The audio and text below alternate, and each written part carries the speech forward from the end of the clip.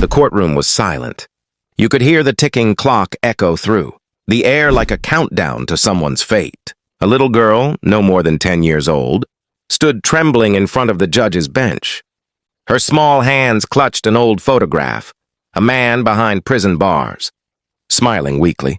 That man was her father. "Please, Your Honor," her voice cracked. "Free my dad." He didn't do it. "I swear." The people in the courtroom looked at each other and whispered. Some pitied her. Others shook their heads. But the judge, a stern-looking man sitting in a wheelchair, didn't move an inch. His eyes were cold. His body was stiff from the neck down, completely paralyzed from a car accident 3 years ago. "Child," the judge said slowly, "justice doesn't bend for tears. Your father must face the law." The girl wiped her tears with the back of her hand. "You don't understand," she whispered. "If you let him go, I can help you walk again." The room gasped. The clerk almost dropped his pen. The journalists in the corner raised their heads. Even the police officer standing near the girl blinked in disbelief. "What did you say?" the judge asked, his voice trembling slightly. The little girl took a step closer. "You're sick. You can't move your legs, but I can heal you. My mom, she used to heal people too before she died." Laughter filled the courtroom. The prosecutor chuckled, shaking his head. "What is this? Some kind of joke?" He sneered. "Your Honor, this child is delusional." But the girl didn't flinch. Her eyes stayed fixed on the paralyzed judge. "Please, sir," she said softly. "I know you don't believe me, but just give me one chance." The judge stared at her, long and hard. He remembered the night of the accident, the crash, the pain, the hopelessness. Doctors had told him he'd never walk again. He'd prayed, begged, and cursed, but nothing changed. And now this poor little girl was promising him the impossible. "Your father," he said quietly, "was charged with robbery and assault." The evidence is wrong," she shouted, tears streaming down her face. "My dad didn't hurt anyone. He only took that money to buy my medicine when I was sick." "Please, sir, he's a good man." "You have to believe me." The judge's face tightened. He'd heard 1,000 stories from desperate families before, but there was something different about her voice. Something pure. Something real. He sighed. "What's your name, child?" "Lila," she replied, her small voice trembling. "And your father?" "Ethan Carter." The name made him pause. He knew it. The case file had been on his desk for weeks. A poor mechanic accused of stealing from a wealthy businessman. The same businessman who'd once donated to the court's charity fund. The prosecutor leaned closer. "Your Honor, this is a waste of time. The man is guilty. The girl's just emotional." But the judge raised a hand. "Enough." He looked at Lila again. "And how exactly do you think you can heal me?" She hesitated, then whispered, "The same way my mom healed others." She said love has power. She told me to never stop believing in miracles. The courtroom burst into quiet laughter again. A few people rolled their eyes. But the judge didn't laugh this time. He felt something stir inside him. A long-buried feeling he hadn't known in years. Hope. Still, he couldn't show it. He had to stay firm. "Miracles don't happen in courtrooms, young lady," he said softly. "They happen in stories." Lila looked up at him, her eyes glistening with tears. "Then maybe you're in one right now." That line froze everyone. The judge's heart skipped a beat. For a moment, he forgot where he was, forgot the crowd, the lights, the cameras. Because in that little girl's eyes, he saw something he hadn't seen since his accident. Faith. He swallowed hard and turned to the guard. "Bring me the file on Ethan Carter again. I want to review the evidence myself." The prosecutor frowned. "Your Honor!" "I said bring it," the judge snapped. Lila gasped and covered her mouth with both hands. "Thank you." "Thank you so much, sir." The judge looked away quickly. "Don't thank me yet. I haven't made a decision." But as he spoke, something in his chest began to change. For the first time in years, he felt alive. And for the first time, the courtroom didn't feel like a place of punishment. It felt like the start of something extraordinary. The courtroom had emptied, leaving behind the echo of whispered doubts and shocked gasps. Lila clutched her father's photograph tightly as she walked slowly toward the judge's chambers. Ethan Carter, her father, sat in the waiting area, hands trembling, eyes fixed on the floor. He had been in jail for over 6 months now, and every day without his daughter had felt like an eternity. "Dad," Lila whispered, kneeling beside him, "I'm going to fix everything. I promise." Ethan looked at her, his eyes filled with exhaustion, despair, and a faint glimmer of hope. "Lila, what are you talking about? How can a little girl like you—" His voice faltered. "I know it sounds impossible," she said softly, brushing a strand of hair from her face. "But I can help him. The judge. If he sees the truth, he'll free you. And I can heal him too." Ethan's eyebrows shot up. "Heal him?" "Lila, what are you saying?" "Just trust me," she said, her voice steady, even as tears welled up. "I have to try." That night, she stayed in her small apartment with a single lamp casting shadows on the walls. She pulled out a worn notebook, the one her mother had left her. Inside were scribbled notes about herbs, chants, and most importantly, faith.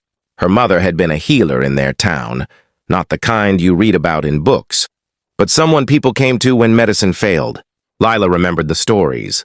People would walk in crippled and walk out healed. People who had given up hope found it again. She flipped to the last page.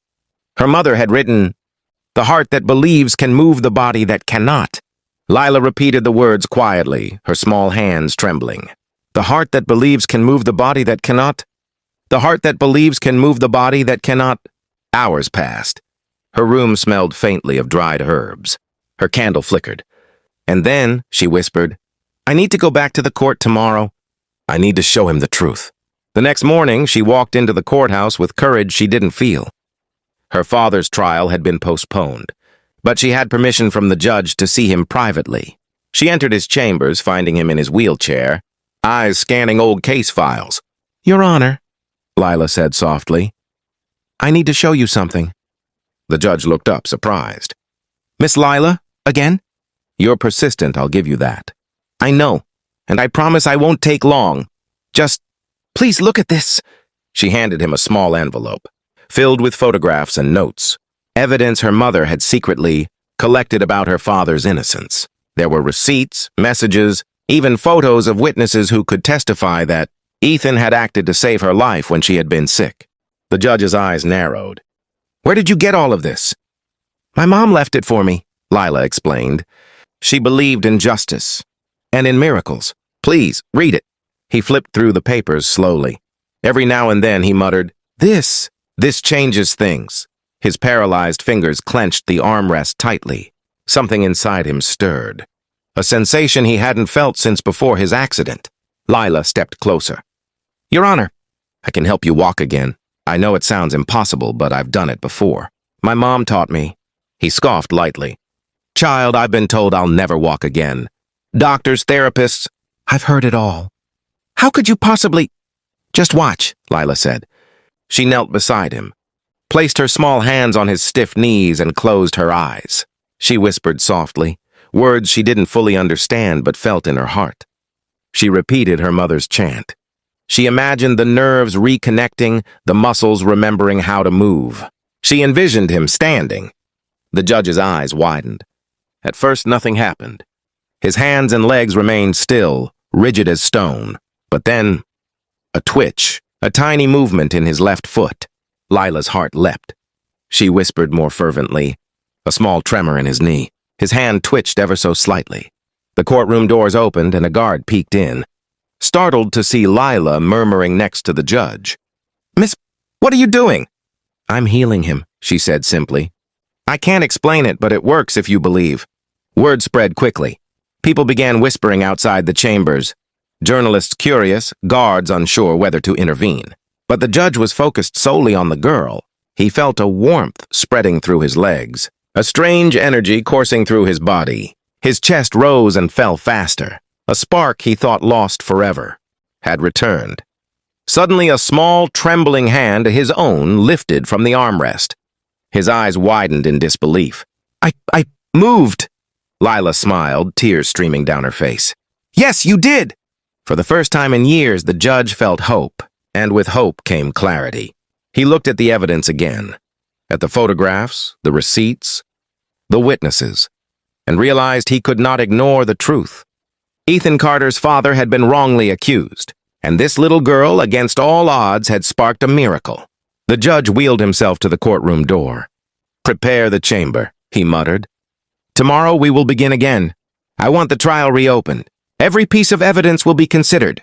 Lila's eyes sparkled. "Thank you, sir. I promise. My dad will be free." The judge paused, his voice softer than ever before. "Miss Lila, and your mother, wherever she is, thank you. I don't understand how you did it, but I believe in you." And in that moment, the courtroom became more than a place for justice. It became a place for miracles. The impossible had begun. The next morning, the courthouse buzzed with anticipation. Word had spread that something extraordinary was happening. A little girl, claiming she could heal the paralyzed, judge and prove a man's innocence. Journalists crowded the hallways, but the security guards allowed only a few inside. Inside, Lila and her father waited quietly, hearts pounding. Judge Reynolds entered, rolling slowly in his wheelchair. But this time, something was different. A spark of life radiated from him. A faint smile tugged at his lips. He stopped at the center of the courtroom and addressed everyone.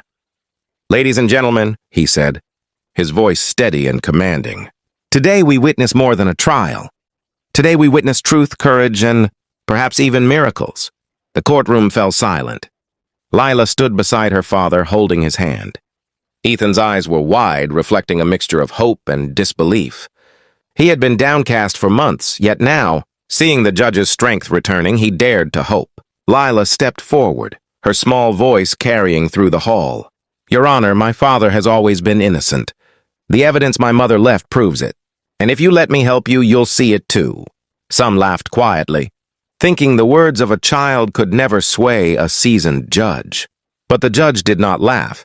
He rolled his wheelchair to the center, his hands trembling. "Miss Lila, show me what you mean," he said.